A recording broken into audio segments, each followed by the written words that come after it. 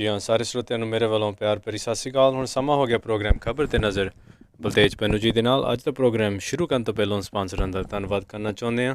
Khalsa insurance ਸੈਨੋਤੇ ਤੋਂ, ਗੁਰਦੀਪ ਸਿੰਘ ਬਿਰਦੀ ਕਲੋਵਿਸ ਤੋਂ, ਸਤਨਾਮ ਸਿੰਘ ਸ਼ੇਰਗਿੱਲ ਸੈਲਮਾ ਤੋਂ, ਰਾਜਵਿੰਦਰ ਸਿੰਘ ਕੱਲੂ ਯੂਬਾ ਸਿਟੀ ਤੋਂ, ਮਨਜੀਤ ਸਿੰਘ ਦਵਾਨਾ ਜੀ ਫਰੈਜ਼ਨੋ ਤੋਂ, ਮਾਹਾ ਸਿੰਘ ਜਰੀਆ ਫਰੈਜ਼ਨੋ ਤੋਂ, ਧਰਮ ਸਿੰਘ ਤੇ ਰਗਬੀਰ ਕੌਰ ਸੈਲਮਾ ਤੋਂ ਅਤੇ ਦਲਜੀਤ ਸਿੰਘ, ਅਮਰਜੀਤ ਕੌਰ, ਰਗਬੀਰ ਸਿੰਘ ਤੇ ਅੱਜ ਮੇਹਰ ਸਿੰਘ ਮਾਹਲ ਡਰਲਾਕ ਤੋਂ। ਇਹ ਸਪਾਂਸਰਾਂ ਦਾ ਬਹੁਤ ਬਹੁਤ ਧੰਨਵਾਦ ਕਰਦੇ ਹਾਂ। ਅਤੇ ਹੁਣ ਅਸੀਂ ਸਵਾਗਤ ਕਰਦੇ ਹਾਂ ਬਲਤੇਜ ਪੰਨੂ ਜੀ ਨੂੰ। ਬਲਤੇਜ ਪੰਨੂ ਜੀ ਸਤਿ ਸ਼੍ਰੀ ਅਕਾਲ, ਜੀ ਆਇਆਂ ਨੂੰ ਅੱਜ ਦੇ ਪ੍ਰੋਗਰਾਮ 'ਚ। ਸਤਿ ਸ਼੍ਰੀ ਅਕਾਲ ਦਿਲਪ੍ਰੀਤ, ਧੰਨਵਾਦ ਜੀ ਮਿਹਰਬਾਨੀ। ਔਰ ਮਾਰਦੇ ਹਾਂ ਜੀ ਇੱਕ ਨਿਗਾਹ। ਐਕਚੁਅਲੀ ਕੀ ਹੈ ਕਿ ਜਿਹੜਾ ਸੰਘਰਸ਼ ਹੈ ਇਸ ਵੇਲੇ ਬਹੁਤਾ ਕੁਛ, ਕਿਉਂਕਿ ਉਹਦੇ ਆਲੇ ਦੁਆਲੇ ਚੱਲ ਰਿਹਾ, ਉਸ ਤੋਂ ਵੱਡੀ ਨਾ ਕੋਈ ਖਬਰ ਹੈ ਨਾ ਜਿਹੜੀ ਉਹ ਹੋ ਸਕਦੀ ਹੈ। ਕੀ ਕੁਛ ਹੋ ਰਿਹਾ ਇਸ ਸਭ ਦੇ ਆਲੇ ਦੁਆਲੇ, ਸੈਂਟਰ ਸਰਕਾਰ ਕੀ ਕਹਿੰਦੀ ਹੈ, ਕਿਸਾਨ ਜਿਹੜਾ ਸੰਘਰਸ਼ ਆ ਉਹ ਕਿੱਧਰ ਨੂੰ ਜਾ ਰਿਹਾ, ਇਹਦੀ ਗੱਲਬਾਤ ਜਿਹੜੀ ਉਹ ਕਰਦੇ ਹਾਂ। ਦੁਸਹਿਰੇ ਦਾ ਤਿਉਹਾਰ ਜਿਹੜਾ ਉਹ ਆ ਰਿਹਾ ਔਰ ਇਹ ਜਿਹੜਾ ਦੁਸਹਿਰਾ ਹੈ ਇਹ ਕੁਛ ਇਸ ਵਾਰੀ ਵੱਖਰਾ ਇਸ ਪੱਖੋਂ ਹੋਊਗਾ ਕਿ ਜਿਹੜਾ ਖੇਤੀ ਕਾਨੂੰਨਾਂ ਦੇ ਖਿਲਾਫ ਸ਼ੁਰੂ ਹੋਇਆ ਸੰਘਰਸ਼ ਹੈ ਇਹ ਸ਼ਹਿਰਾਂ ਦੇ ਅੰਦਰ ਐਂਟਰੀ ਜਿਹੜੀ ਉਹ ਕਰੂਗਾ। ਪਹਿਲੀ ਵਾਰੀ ਹੋਊਗਾ ਕਿ ਸ਼ਹਿਰੀ ਮੈਦਾਨਾਂ 'ਚ ਕੇਂਦਰ ਸਰਕਾਰ, ਪ੍ਰਧਾਨ ਮੰਤਰੀ, ਕਾਰਪੋਰੇਟਾਂ ਦੇ ਦਿਓ ਕੱਦ ਪੁਤਲੇ ਫੂਕੇ ਜਾਣਗੇ।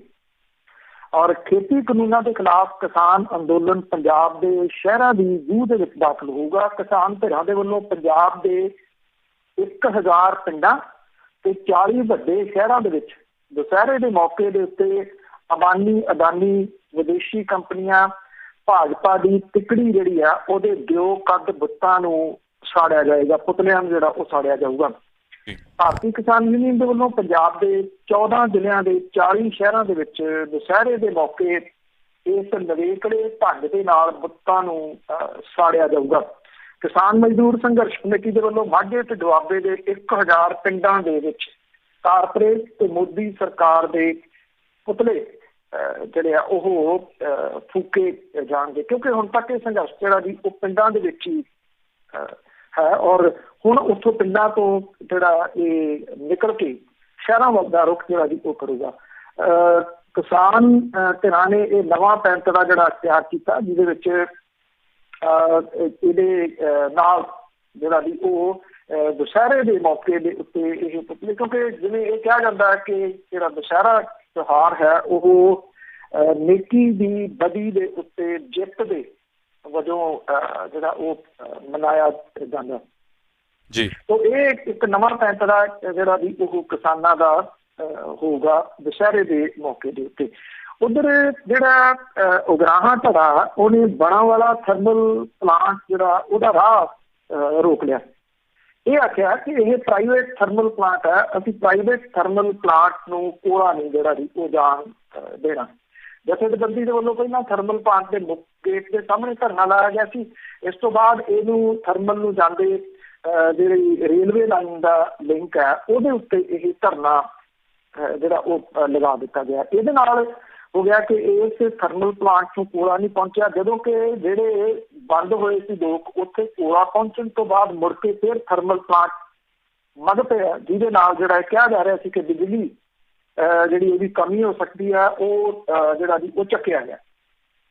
ਇੱਕ ਹੋਰ ਵੱਡੀ ਜਿਹੜੀ ਦੀ ਗੱਲ ਇਹ ਹੋਈ ਕਿ ਜਿਹੜੇ ਅਡਾਨੀ ਦਾ ਬਹੁਤ ਵੱਡਾ ਸੈੱਲ ਜਿਹੜਾ ਕਿ ਮੋਗਾ ਫਿਰੋਜ਼ਪੁਰ ਰੋਡ ਦੇ ਉੱਤੇ ਆ, ਉਹਦੇ ਬਾਰੇ ਕਈ ਵਾਰੀ ਮੈਂ ਜਿਹੜਾ ਵੀ ਉਹ ਸਰੋਤਿਆਂ ਨੂੰ ਦੱਸਿਆ ਕਿ ਉਹਦੇ ਅੰਦਰ ਰੇਲ ਜਿਹੜੀ ਲਾਈਨ ਆ ਉਹ ਚੱਲੇ ਜਾਂਦੀ ਹੈ। ਐਡਾ ਵੱਡਾ ਉਹ ਜਿਹੜਾ ਗੋਦਾਮ ਟਾਈਪ ਦਾ ਜਿਹੜਾ ਬਣਿਆ ਹੋਇਆ, ਜਿਹੜਾ ਕਿ ਅਕਾਲੀ ਭਾਜਪਾ ਰਾਜ ਦੇ ਸਮੇਂ ਇੱਥੇ ਪੰਜਾਬ ਦੇ ਵਿੱਚ ਆਇਆ, ਮਤਲਬ ਕਿ ਤਿਆਰੀ ਇਹਦੀ ਦੇਰ ਪਹਿਲਾਂ ਤੋਂ ਇਹਨਾਂ ਦੇ ਵੱਲੋਂ ਜਿਹੜੀ ਉਹ ਕੀਤੀ ਗਈ ਸੀਗੀ। ਇੱਥੇ ਜਦੋਂ ਮਾਲ ਗੱਡੀਆਂ ਦੀ ਆਵਾਜਾਈ ਸ਼ੁਰੂ ਹੋਈ ਤੇ ਮਾਲ ਗੱਡੀ ਜਿਹੜੀ ਸੀ ਉਹ ਇਹਦੇ ਜਿਹੜਾ ਇਹ ਬਣਿਆ ਹੋਇਆ ਸੈੱਲ ਉਹਦੇ ਅੰਦਰ ਜਿਹੜਾ ਜੀ ਉਹ ਚਲੇਗੀ। ਔਰ ਕਿਸਾਨਾਂ ਨੂੰ ਜਿਹੜਾ ਜੀ ਇਹ ਪਤਾ ਲੱਗਿਆ ਕਿਉਂਕਿ ਉਹਦੇ ਅੰਦਰ ਫਸਲ ਜਿਹੜੀ ਉਹ ਪਈ ਹੈ, ਮਤਲਬ ਕਿ ਕਣਕ ਪਈ ਆ ਉਹਦੇ ਅੰਦਰ। ਔਰ ਇਹ ਕੋਈ 2.5 ਲੱਖ ਮੀਟਰ ਟਨ ਦੀ ਸਮਰੱਥਾ ਵਾਲਾ ਐਡਾ ਵੱਡਾ ਇਹ ਜਿਹੜਾ ਵੀ ਗੋਦਾਮ ਟਾਈਪ ਸੈੱਲ ਜਿਹੜਾ ਜੀ ਉਹ ਹੈ।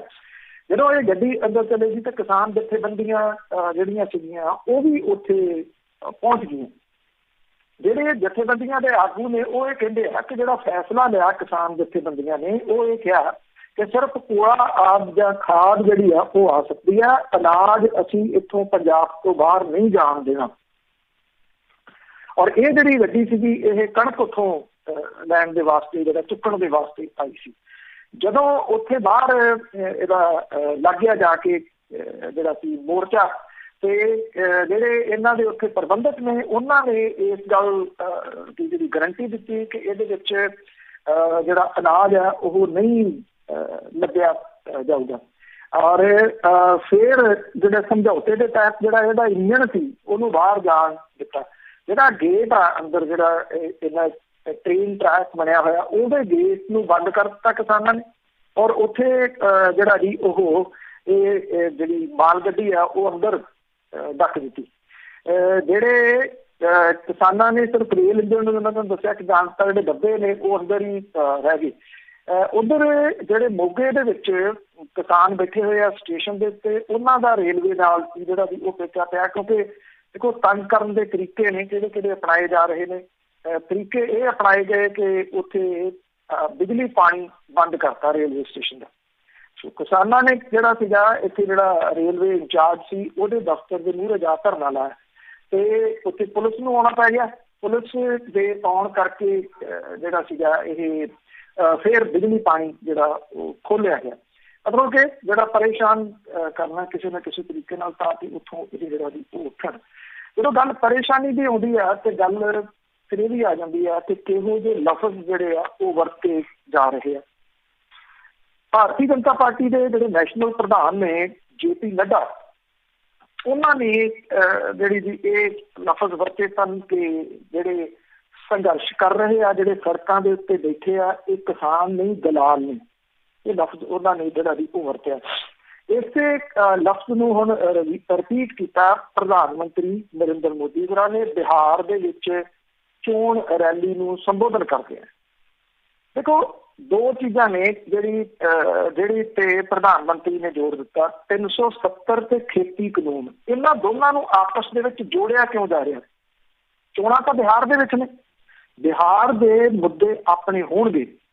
ਬਿਹਾਰ ਦੇ ਵਿੱਚ ਜਿਹੜੇ ਬਿਹਾਰੀ ਤੁਰ ਤੁਰ ਕੇ ਆਪਣੇ ਘਰਾਂ ਤੱਕ ਪਹੁੰਚੇ, ਜਿਨ੍ਹਾਂ ਦੇ ਪੈਰਾਂ ਦੀਆਂ ਵਿਆਈਆਂ ਵੀ ਪਾਟ ਗਈਆਂ, ਕਿੰਨੇ ਲੋਕ ਰਸਤੇ ਦੇ ਵਿੱਚ ਦਮ ਤੋੜ ਗਏ, ਉਦੋਂ ਤਾਂ ਕਿਸੇ ਨੇ ਪੁੱਛਿਆ ਨਹੀਂ। ਉੱਥੇ ਬਿਹਾਰ ਦੇ ਵਿੱਚ ਜਿਹੜਾ ਵੀ ਜਾ ਕੇ ਇਹ ਕਹਿਣਾ ਕਿ ਧਾਰਾ 370 ਤੇ ਖੇਤੀ ਕਾਨੂੰਨ ਵਾਪਸ ਨਹੀਂ ਹੋਣਗੇ, ਇਹ ਮੇਲ ਜਿਹੜਾ ਆਪਸ ਦੇ ਵਿੱਚ ਇਹਨਾਂ ਦੋ ਚੀਜ਼ਾਂ ਦਾ, ਉਹ ਕਿਸ ਪਾਸੇ ਵੱਲ ਨੂੰ ਜਿਹੜਾ ਵੀ ਉਹ ਇਸ਼ਾਰਾ ਕਰ ਰਿਹਾ। ਧਾਰਾ 370 ਦਾ ਬਿਹਾਰ ਦੀਆਂ ਚੋਣਾਂ ਦੇ ਨਾਲ ਕੀ ਸੰਬੰਧ ਹੈ? ਜਿੱਥੋਂ ਤੱਕ ਖੇਤੀ ਕਾਨੂੰਨਾਂ ਦੀ ਗੱਲ ਹੈ ਤਾਂ ਬਿਹਾਰ ਮਾਡਲ ਭਾਰਤ ਦੇ ਵਿੱਚ ਲਾਗੂ ਕਰਨ ਦੀ ਕੋਸ਼ਿਸ਼ ਹੋ ਰਹੀ ਹੈ, ਕਿਉਂਕਿ ਨਾ ਤਾਂ ਉੱਥੇ ਮੰਡੀ ਹੈ ਬਿਹਾਰ ਦੇ ਵਿੱਚ, ਨਾ ਉੱਥੇ MSP ਹੈ, ਜਿਹਦੇ ਕਰਕੇ ਉੱਥੋਂ ਦੀ ਕਿਸਾਨੀ ਤਾਂ ਤਬਾਹ ਹੋ ਗਈ। ਉਹ ਹੁਣ ਜਿਹੜੀ ਆ ਉਹ ਕਾਨੂੰਨ ਲਿਆਂਦੇ ਬਾਕੀ ਥਾਵਾਂ ਦੇ ਉੱਤੇ ਜਾ ਰਹੇ। ਪ੍ਰਧਾਨ ਮੰਤਰੀ ਹੋਰਾਂ ਨੇ ਵੀ ਇਹ ਗੱਲ ਜਿਹੜੀ ਦੀ ਕਹਿ ਦਿੱਤੀ ਕਿ ਜਿਹੜੇ ਇਹ ਕਿਸਾਨ ਨੇ ਉਹ ਸੰਘਰਸ਼ ਕਰ ਰਹੇ, ਉਹ ਕਿਸਾਨ ਨਹੀਂ, ਉਹ ਜਿਹੜੇ ਵਿਚੋਲੀਏ ਤੇ ਦਲਾਲ ਨੇ। ਹੁਣ ਸਵਾਲ ਇਹ ਆ ਕਿ ਜਿਹੜੇ ਪਹਿਲਾਂ ਫਸਲਾਂ ਖਰੀਦਦੇ ਸੀ ਉਹ ਦੋ ਤਰ੍ਹਾਂ ਨੇ, ਇੱਕ ਤਾਂ ਆੜ੍ਹਤੀਏ ਨੇ। ਹੁਣ ਆੜ੍ਹਤੀਆਂ ਨੂੰ ਦਲਾਲ ਕਿਹਾ ਜਾ ਰਿਹਾ, ਆੜ੍ਹਤੀਏ ਬੋਲਦੇ ਨੇ ਜਾਂ ਨਹੀਂ ਇਹ ਆੜ੍ਹਤੀਆਂ ਦੇ ਉੱਤੇ ਨਿਰਭਰ ਹੈ, ਤੇ ਜਾਂ ਫਿਰ ਦੂਜੇ ਫਸਲ ਚੁੱਕਣ ਵਾਲੀਆਂ ਸੀ ਕੇਂਦਰੀ ਏਜੰਸੀਆਂ, ਜਾਂ ਫਿਰ ਉਹ ਦਲਾਲ ਨੇ। ਹੋਰ ਦਲਾਲ ਇੱਥੇ ਜਿਹੜਾ ਵੀ ਉਹ ਕਿਹੜਾ, ਇਹ ਦੋ ਹੀ ਸੀ ਜਿਹੜੇ ਫਸਲਾਂ ਨੂੰ ਚੁੱਕਦੇ ਨੇ, ਜਾਂ ਅਜੇ ਵੀ ਜਿਹੜਾ ਇਹਨਾਂ ਕਾਨੂੰਨਾਂ ਤੋਂ ਬਾਅਦ ਇਹ ਖਤਮ ਹੋ ਜਾਣਾ ਸਾਰਾ ਕੁਝ। ਕਹਿੰਦੇ ਮੰਡੀ ਜਿਹੜੀ ਆ ਉਹ ਨਹੀਂ ਰਹਿਣੀ, ਕਿਉਂਕਿ ਸਾਰੀ ਮੰਡੀ ਇਹਨਾਂ ਨੇ ਜਿਹੜਾ ਮਰਜ਼ੀ ਆਪਣੀ ਮੰਡੀ ਜਿਹੜੀ ਉਹ ਲਾ ਲਵੇ।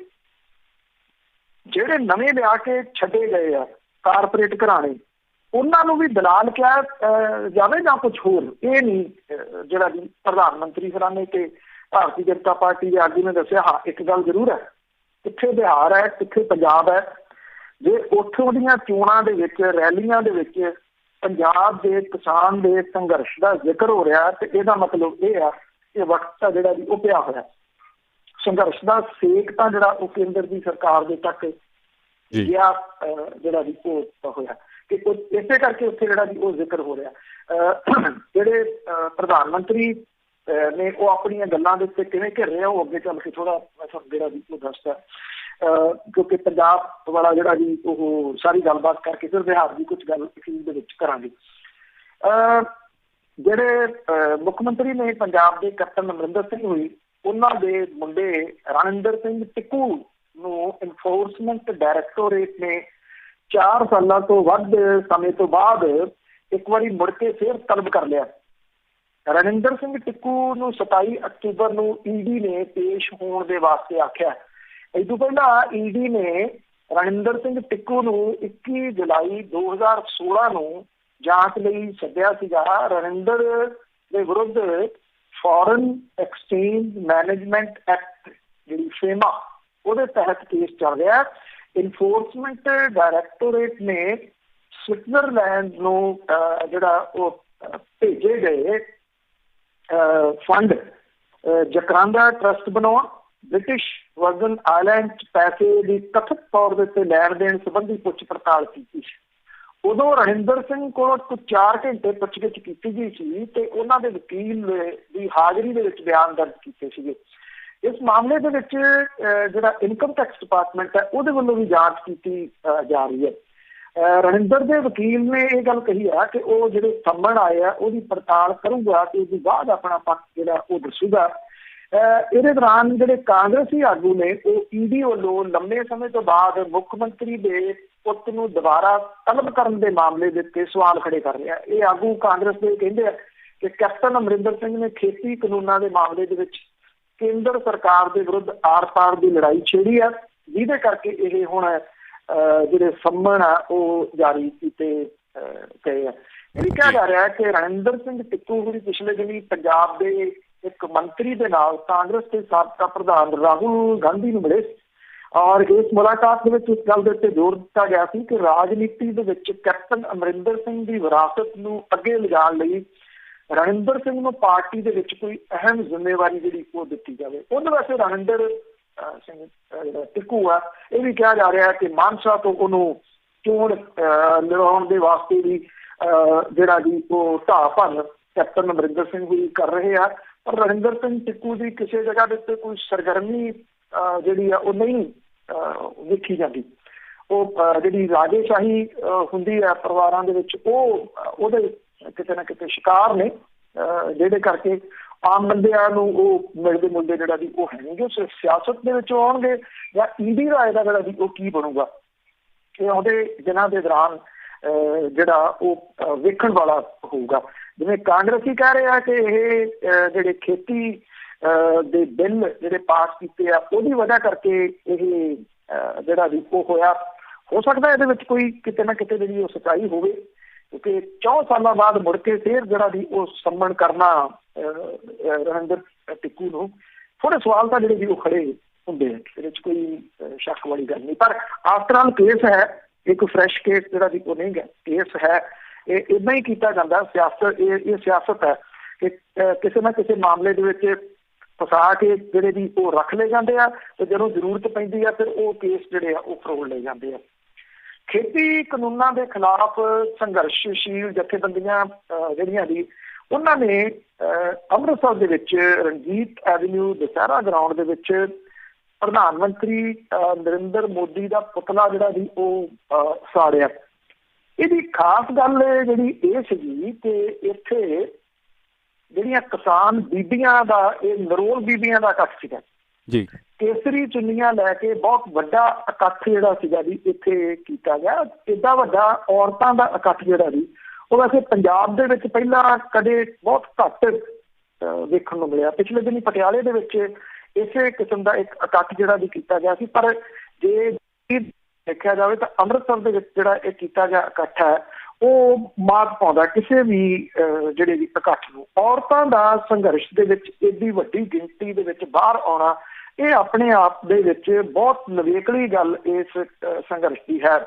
ਇਹ ਨਹੀਂ ਹੈ ਕਿ ਪਹਿਲੀ ਵਾਰੀ ਹੈ, ਔਰਤਾਂ ਦਾ ਪਹਿਲਾਂ ਵੀ ਬਹੁਤ ਸਾਰੇ, ਜੇ ਆਪਾਂ ਇਤਿਹਾਸ ਵੀ ਜਿਹੜਾ ਵੀ ਉਹ ਪੜ੍ਹੀਏ ਤਾਂ ਔਰਤ ਦਾ ਬਹੁਤ ਵੱਡਾ ਰੋਲ ਪੰਜਾਬ ਦੇ ਸੰਘਰਸ਼ਾਂ ਦੇ ਵਿੱਚ ਰਿਹਾ।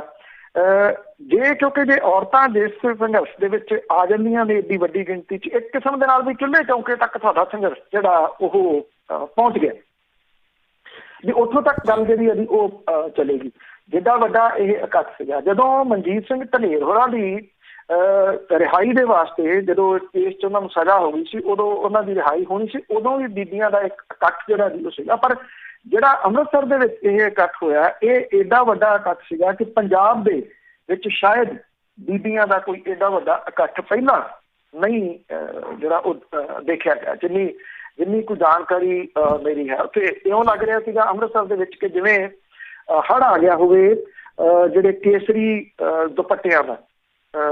ਗਿਣਤੀਆਂ ਮਿਣਤੀਆਂ ਤੋਂ ਪਰੇ ਜਿਹੜਾ ਵੀ ਇਹ ਇਕੱਠ ਹੋ ਗਿਆ। ਥੋੜ੍ਹੀਆਂ ਜਿਹੜੀਆਂ ਬਾਕੀ ਖਬਰਾਂ ਨੇ ਉਹਦੇ ਉੱਤੇ ਵੀ ਨਿਗਾਹ ਜਿਹੜੀ ਉਹ ਮਾਰਦੇ ਆ ਕਿ ਇੱਕ ਤਾਂ ਸਿਟਕੋ ਦੇ JE ਬਲਵੰਤ ਸਿੰਘ ਮੁਲਤਾਨੀ ਨੂੰ 3 ਦਹਾਕੇ ਪਹਿਲਾਂ ਅਗਵਾ ਕਰਕੇ ਭੇਦ ਭਰੇ ਹਾਲਾਤਾਂ ਦੇ ਵਿੱਚ ਮਾਰ ਦੇਣ ਦੇ ਦੋਸ਼ਾਂ ਦਾ ਸਾਹਮਣਾ ਕਰ ਰਹੇ ਸਾਬਕਾ DGP ਸੁਮੇਧ ਸੈਣੀ ਨੂੰ ਜਾਂਚ ਦੇ ਵਿੱਚ ਸ਼ਾਮਲ ਹੋਣ ਲਈ ਮੋਹਾਲੀ ਦੀ ਪੁਲਿਸ ਦੇ ਵੱਲੋਂ ਇੱਕ ਵਾਰੀ ਫੇਰ ਸੰਮਣ ਕੀਤੇ ਗਏ ਆ। ਬਟੌਰ ਥਾਣੇ ਦੇ SHO ਦੇ ਦਖਤਾਂ ਦੇ ਹੇਠ ਜਾਰੀ ਕੀਤੇ ਗਏ ਸੰਮਣ ਦੇ ਵਿੱਚ ਸੁਮੇਧ ਸੈਣੀ ਨੂੰ 26 ਅਕਤੂਬਰ ਸੋਮਵਾਰ ਨੂੰ ਸਵੇਰੇ 11 ਵਜੇ ਬਟੌਰ ਥਾਣੇ ਦੇ ਵਿੱਚ SIT ਸਾਹਮਣੇ ਪੇਸ਼ ਤਫਤੀਸ਼ ਦੇ ਵਿੱਚ ਸ਼ਾਮਲ ਹੋਣ ਲਈ ਕਿਹਾ ਗਿਆ। ਇਹ ਪਹਿਲੀ ਵਾਰੀ ਹੋਇਆ ਕਿ ਪੁਲਿਸ ਨੇ ਸੁਮੇਧ ਸੈਣੀ ਨੂੰ ਖੁਦ ਉਹਦੇ ਹੱਥਾਂ 'ਚ ਸੰਮਣ ਫੜਾਏ ਆ। ਪੁਲਿਸ ਜਦੋਂ ਸੁਮੇਧ ਸੈਣੀ ਦੇ ਘਰ ਪਹੁੰਚੀ ਆ ਤਾਂ ਸੈਣੀ ਉੱਥੇ ਮੌਜੂਦ ਸੀ। ਪੁਲਿਸ ਪਾਰਟੀ ਨੇ ਉਹਨੂੰ ਸੰਮਣ ਦਿੱਤੇ। ਇਸ ਤੋਂ ਪਹਿਲਾਂ ਵੀ ਮੋਹਾਲੀ ਪੁਲਿਸ ਸੁਮੇਧ ਸੈਣੀ ਨੂੰ ਸੰਮਣ ਭੇਜ ਕੇ ਜਾਂਚ ਦੇ ਵਿੱਚ ਸ਼ਾਮਲ ਕਰ ਚੁੱਕੀ ਆ। ਜਿਹੜੇ ਚਸ਼ਮਦੀਦ ਗਵਾਹਾਂ ਤੇ ਵਾਅਦਾ ਮਾਫ ਗਵਾਹ ਜਿਹੜੇ ਬਣੇ ਸੀ, ਜਿਹੜੀ ਚੰਡੀਗੜ੍ਹ ਪੁਲਿਸ ਦੇ 2 ਸਾਬਕਾ ਇੰਸਪੈਕਟਰ ਜਗੀਰ ਸਿੰਘ ਤੇ ਕੁਲਦੀਪ ਸਿੰਘ ਉਹਦੇ ਬਿਆਨ ਦਰਜ ਹੋਣ ਤੋਂ ਬਾਅਦ ਪੁਲਿਸ ਦੇ ਵੱਲੋਂ ਸੁਮੇਧ ਸੈਣੀ ਦੇ ਖਿਲਾਫ 21 ਅਗਸਤ ਨੂੰ ਧਾਰਾ 302 ਦੇ ਤਹਿਤ ਮਾਮਲਾ ਜਿਹੜਾ ਜੁਰਮ ਦੇ ਵਿੱਚ ਵਾਧਾ ਕੀਤਾ ਗਿਆ ਸੀਗਾ। ਸਾਬਕਾ DGP ਨੇ ਉਹਦੇ ਖਿਲਾਫ ਦਰਜ ਜਿਹੜਾ ਅਪਰਾਧਿਕ ਕੇਸ ਆ ਉਹਨੂੰ ਮੁੱਢੋਂ ਰੱਦ ਕਰਵਾਉਣ ਤੇ ਪੱਕੀ ਜ਼ਮਾਨਤ ਲਈ ਸੁਪਰੀਮ ਕੋਰਟ ਦਾ ਬੂਹਾ ਖੜਕਾਇਆ। ਇਹਨਾਂ ਦੋਵਾਂ ਮਾਮਲਿਆਂ ਦੀ 27 ਅਕਤੂਬਰ ਨੂੰ ਸੁਣਵਾਈ ਹੋਣੀ ਹੈ। 26 ਅਕਤੂਬਰ ਨੂੰ ਉਹਨੂੰ ਥਾਣਾ ਮਟੌੜ ਸੱਦਿਆ ਗਿਆ ਔਰ ਕਿਉਂਕਿ ਜਿਹੜੀ ਜੇ ਉਹ 26 ਨੂੰ ਪੇਸ਼ ਨਹੀਂ ਹੁੰਦਾ ਤਾਂ 27 ਅਕਤੂਬਰ ਨੂੰ ਜਿਹੜੀ ਸੁਪਰੀਮ ਕੋਰਟ ਦੇ ਵਿੱਚ ਸੁਣਵਾਈ ਹੋਣੀ ਆ ਉਹਦੇ ਵਿੱਚ ਸਿੱਟ ਇਹ ਕਹਿ ਸਕਦੀ ਹੈ ਕਿ ਅਸੀਂ ਸੱਦਿਆ ਕਿਉਂਕਿ ਪਿਛਲੀ ਵਾਰੀ ਉਹਨੇ ਕਿਹਾ ਮੇਰੇ ਲੱਕ 'ਚ ਦਰਦ ਆ, ਮੈਂ ਨਹੀਂ ਆ ਸਕਦਾ। ਇਸ ਵਾਰੀ ਜੇ ਉਹ ਨਹੀਂ ਆਉਂਦਾ ਤਾਂ ਸੁਪਰੀਮ ਕੋਰਟ ਦੇ ਵਿੱਚ ਇਹ ਉਹਦੇ ਵਿਰੋਧ ਦੇ ਵਿੱਚ ਜਿਹੜਾ ਜੀ ਉਹ ਜਾਊਗਾ। SIT ਦੇ ਕੋਲੇ ਉਹ ਇੱਕੋ ਵਾਰੀ ਪੇਸ਼ ਹੋਇਆ ਔਰ ਸਿੱਟ ਦਾ ਇਹ ਕਹਿਣਾ ਕਿ ਉਹਦੇ ਸਵਾਲਾਂ ਦੇ ਜਵਾਬ ਸੁਮੇਧ ਸੈਣੀ ਨੇ ਨਹੀਂ ਦਿੱਤੇ। ਤੋ ਇਹ ਬੜਾ ਅਹਿਮ ਜਿਹੜਾ ਵੀ ਉਹ ਹੋਊਗਾ ਕਿ ਇਹ ਮਾਮਲਾ ਕਿਸ ਪਾਸੇ ਵੱਲ ਨੂੰ ਜਿਹੜਾ ਉਹ ਆਉਂਦੇ ਦਿਨਾਂ ਦੇ ਦੌਰਾਨ ਜਾਂਦਾ ਔਰ ਖਾਸ ਤੌਰ ਦੇ ਉੱਤੇ 26 ਤਰੀਕ ਨੂੰ ਜੇ ਉਹ ਸਾਹਮਣੇ ਪੇਸ਼ ਹੁੰਦਾ ਤੇ ਇਹ ਬੜਾ ਅਹਿਮ ਜਿਹੜਾ ਵੀ ਉਹ ਹੋਊਗਾ। ਪਿਛਲੇ ਕੁਝ ਸਮੇਂ ਤੋਂ ਇੱਕ ਪ੍ਰਧਾਨ ਮੰਤਰੀ ਫਸਲ ਬੀਮਾ ਸਕੀਮ ਜਿਹੜੀ ਹੈ ਉਹ ਚੱਲ ਰਹੀ ਹੈ, ਜਿਹੜੀ ਕਿ ਪੰਜਾਬ ਦੇ ਵਿੱਚ ਹਾਲਾਂਕਿ ਇਹ ਲਾਗੂ ਨਹੀਂ ਹੈਗੀ ਕਿਉਂਕਿ ਪੰਜਾਬ ਦੇ ਵਿੱਚ ਇਸ ਕਰਕੇ ਲਾਗੂ ਨਹੀਂ ਗਈ ਕਿ ਇਹਦਾ ਇੱਕ ਜਿਹੜਾ ਉਹ ਨੈਗੇਟਿਵ ਪੱਖ ਹੈ ਉਹ ਇਹ ਆ ਕਿ ਇਸ ਸਕੀਮ ਦੇ ਤਹਿਤ ਬਲਾਕ ਨੂੰ ਇਕਾਈ ਮੰਨਿਆ ਜਾਂਦਾ। ਮਿਸਾਲ ਦੇ ਤੌਰ ਤੇ ਇੱਕ ਬਲਾਕ ਦੇ ਪੂਰੇ ਪਿੰਡਾਂ ਦੇ ਵਿੱਚ ਖਰਾਬਾ ਜੇ ਹੁੰਦਾ ਤਾਂ ਹੀ ਮੁਆਵਜ਼ਾ ਮਿਲਦਾ ਹੈ। ਜੇ ਕੁਝ ਪਿੰਡਾਂ ਦੇ ਵਿੱਚ ਫਸਲ ਕੁਦਰਤੀ ਆਫਤ ਦੀ ਭੇਟ ਚੜ੍ਹਦੀ ਹੈ ਤਾਂ ਬੀਮਾ ਕੰਪਨੀਆਂ ਮੁਆਵਜ਼ਾ ਰਕਮ ਨਹੀਂ ਦਿੰਦੀਆਂ। ਮਤਲਬ ਕਿ ਮੰਨ ਲਓ ਇੱਕ ਜਗ੍ਹਾ ਦੇ ਉੱਤੇ ਕੋਈ ਬੰਨ੍ਹ ਟੁੱਟ ਗਿਆ, ਉਹਦੇ ਮੀਂਹ ਦੇ ਨਾਲ ਜਿਹੜਾ ਜੀ ਉੱਥੇ ਪਾਣੀ ਆ ਗਿਆ, ਜੇ ਤਾਂ ਉਹ ਕੁਝ ਪਿੰਡਾਂ 'ਚ ਉਹਨੇ ਨੁਕਸਾਨ ਕੀਤਾ ਤਾਂ ਉਹਦਾ ਕੋਈ ਮੁਆਵਜ਼ਾ ਨਹੀਂ ਮਿਲੂਗਾ। ਜੇ ਉਹ ਪੂਰਾ ਏਰੀਆ ਖਿੱਤੇ ਦੇ ਵਿੱਚ ਜਿਹੜਾ ਨੁਕਸਾਨ ਹੁੰਦਾ ਫਿਰ ਉਹ ਦਿੰਦੇ ਆ। ਅੱਛਾ, ਇਹਦੇ ਨਾਲ ਫਾਇਦਾ ਕਿਹਨੂੰ ਹੋਇਆ?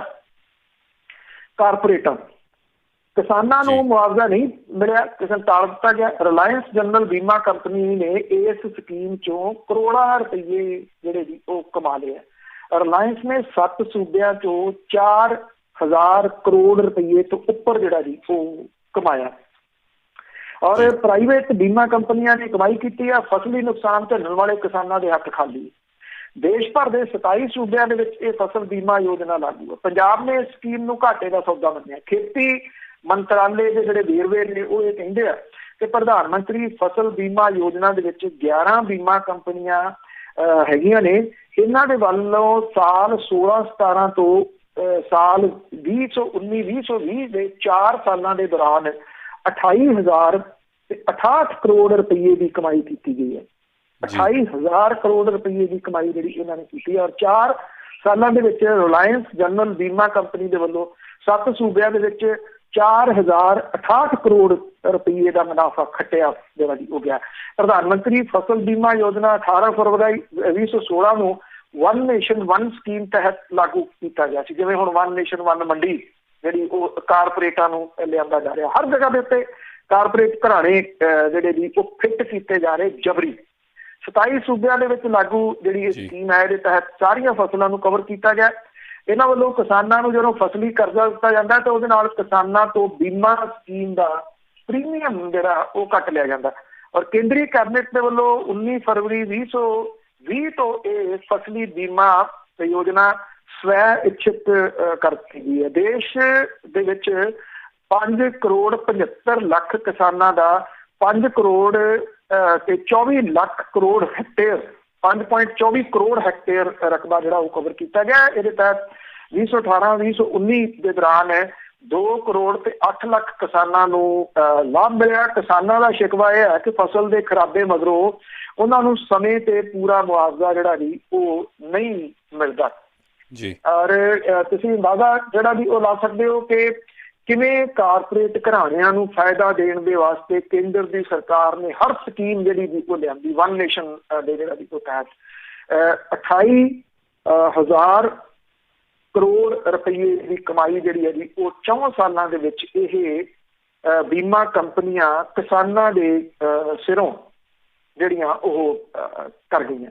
ਤੇ ਜਿਹੜੀ ਵਨ ਨੇਸ਼ਨ ਵਨ ਮੰਡੀ ਵਾਲੀ ਜਿਹੜੀ ਸਕੀਮ ਹੈ ਜੀ ਉਹਦੇ ਵਿੱਚ ਵੀ ਇਹਨਾਂ ਲੋਕਾਂ ਨੂੰ ਲਿਆ ਕੇ ਕਾਬਜ਼ ਕਰਵਾਉਣਾ। ਇੱਕੋ ਜਿਹੜੇ ਵਿਚੋਲੀਏ ਦਲਾਲ ਕਹੇ ਜਾ ਰਹੇ ਆ, ਇਹ ਦਲਾਲ ਨਵੇਂ ਬਿਠਾਉਣ ਦੇ ਜਿਹੜੇ ਵੀ ਉਹਦੇ ਪੁਰਾਣੇ ਦਲਾਲ ਜਿਹੜੇ ਕੱਢੋ, ਨਵੇਂ ਦਲਾਲ ਸਾਡੇ ਵਾਲੇ ਦਲਾਲ ਦੇਖੋ, ਇਹ ਹੈ ਜੀ। ਤੇ ਲਾਸਟ ਦੇ ਵਿੱਚ ਆਪਾਂ ਗੱਲਬਾਤ ਜਿਹੜੀ ਕਰਦੇ ਆ ਬਿਹਾਰ ਚੋਣਾਂ ਦੀ। ਬਿਹਾਰ ਦੀਆਂ ਚੋਣਾਂ ਦੇ ਵਿੱਚ 2 ਜਿਹੜੀਆਂ ਪਾਰਟੀਆਂ ਨੇ ਉਹਦੇ ਵੱਡੇ ਆਗੂ ਪਹੁੰਚੇ ਹੋਏ ਨੇ ਚੋਣ ਮੈਦਾਨ ਦੇ ਵਿੱਚ। ਪ੍ਰਧਾਨ ਮੰਤਰੀ ਨਰਿੰਦਰ ਮੋਦੀ ਜਿਹੜੇ 3 ਦਿਨ ਪਹਿਲਾਂ ਕਹਿੰਦੇ ਸੀ ਕਿ ਮਾਸਕ ਤੇ ਸੋਸ਼ਲ ਡਿਸਟੈਂਸ ਦਾ ਧਿਆਨ ਜਿਹੜਾ ਜੀ ਉਹ ਰੱਖਿਆ ਜਾਵੇ, ਬੜੇ ਲੈਕਚਰ ਕੀਤੇ ਸੀ। ਜਿਹੜੀਆਂ ਬਿਹਾਰ ਦੀਆਂ ਰੈਲੀਆਂ ਦੇ ਵਿੱਚ ਜਾ ਕੇ ਸੰਬੋਧਨ ਕੀਤਾ, ਨਾ ਸੋਸ਼ਲ ਡਿਸਟੈਂਸ, ਨਾ ਕੋਈ ਮਾਸਕ, ਨਾ ਕੋਈ ਲੈਣ, ਨਾ ਕੋਈ ਦੇਣ, ਕੁਛ ਵੀ ਨਹੀਂ। ਉਹ ਸਾਰਾ ਕੁਝ ਉਹਦੀਆਂ ਧੱਜੀਆਂ ਉਡਾਈਆਂ ਜਿਹੜੀਆਂ ਦੀ ਹੋ ਗਈਆਂ। ਜਿਹੜੇ ਦੂਜੇ ਪਾਸੇ ਰਾਹੁਲ ਗਾਂਧੀ ਹੋਰਾਂ ਨੇ ਰੈਲੀਆਂ ਨੂੰ ਸੰਬੋਧਨ ਕੀਤਾ, ਉਹਨਾਂ ਰੈਲੀਆਂ ਦੇ ਵਿੱਚ ਵੀ ਸਾਰਾ ਕੁਛ ਇਹ ਉਸੇ ਹੀ ਤਰੀਕੇ ਦੇ ਨਾਲ ਸੀਗਾ। ਇੰਨਾ ਹੈ ਕਿ ਜਿਹੜੇ ਉੱਥੇ ਹੈ ਨੇ ਲਾਲੂ ਪ੍ਰਸਾਦ ਯਾਦਵ ਦੀ ਪਾਰਟੀ ਦੇ ਆਗੂ ਜਿਹੜੇ ਜੀ ਉਹਦੀਆਂ ਰੈਲੀਆਂ ਦੇ ਵਿੱਚ ਹੋ ਰਹੇ ਜਿਹੜੇ ਇਕੱਠ ਨੇ ਉਹਨੇ ਕਿਤੇ ਨਾ ਕਿਤੇ ਕੰਬਣੀ ਜਿਹੜੀ ਹੈ ਜੀ ਉਹ ਛੇੜੀ ਹੋਈ ਆ ਨਿਤਿਸ਼ ਕੁਮਾਰ ਨੂੰ ਤੇ ਭਾਰਤੀ ਜਨਤਾ ਪਾਰਟੀ ਨੂੰ।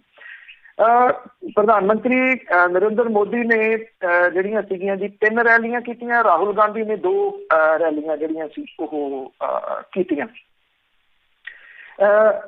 ਪ੍ਰਧਾਨ ਮੰਤਰੀ ਨੇ ਧਾਰਾ 370 ਦਾ ਮਾਮਲਾ ਉਠਾਇਆ, ਕਿਸਾਨਾਂ ਦੇ ਖੇਤੀ ਕਾਨੂੰਨਾਂ ਵਾਲਾ ਮਾਮਲਾ ਉਠਾਇਆ।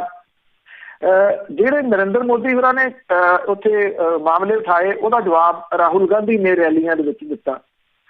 ਇੱਕ ਤਾਂ ਪ੍ਰਧਾਨ ਮੰਤਰੀ ਹੋਰੀ ਆਪਣੀ ਗੱਲ ਦੇ ਵਿੱਚ ਆਪ ਹੀ ਫਸ ਗਏ।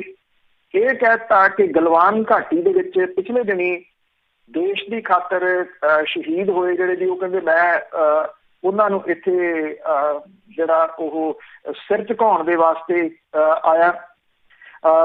ਚਾਈਨਾ ਦੇ ਨਾਲ ਕਹਿੰਦੇ ਕਿ ਲੜਦਿਆਂ ਉਹ ਸ਼ਹੀਦ ਹੋ ਗਏ।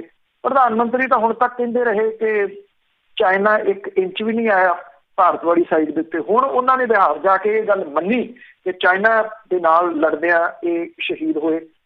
ਰਾਹੁਲ ਗਾਂਧੀ ਨੇ ਪੁੱਛਿਆ ਜੀ ਕਿ ਸ਼ਹੀਦਾਂ ਦੀ ਸ਼ਹਾਦਤ ਦੇ ਮੂਹਰੇ ਤਾਂ ਸਿਰ ਜਿਹੜਾ ਜੀ ਉਹ ਝੁਕਦਾ, ਪਰ ਉਹਨਾਂ ਨੇ ਕਿਹਾ ਕਿ ਪ੍ਰਧਾਨ ਮੰਤਰੀ ਇਹ ਦੱਸਣ ਜਦੋਂ ਇਹ ਸੈਨਿਕ ਸ਼ਹੀਦ ਹੋਏ ਸੀ ਉਦੋਂ ਪ੍ਰਧਾਨ ਮੰਤਰੀ ਕੀ ਕਰ ਰਹੇ ਸੀ ਤੇ ਕੀ ਕਹਿ ਰਹੇ ਸੀ।